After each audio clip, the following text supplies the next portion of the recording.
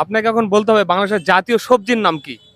জাতীয় সবজির নাম আলু আলু আলু, হ্যাঁ আলু কাঁঠাল লাল শাক আনারস ইলিশ কলমি শাক পুঁই শাক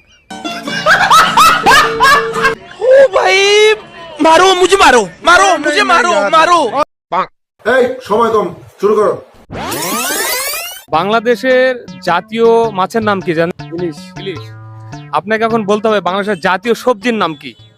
জাতীয় সবজির নাম কাঁঠাল হচ্ছে জাতীয় ফল। ফল জাতীয় ফল তুই আসলে একটা বলদ। বলেন কি হবে? সবজির নাম তো হ্যাঁ হ্যাঁ, সবজি।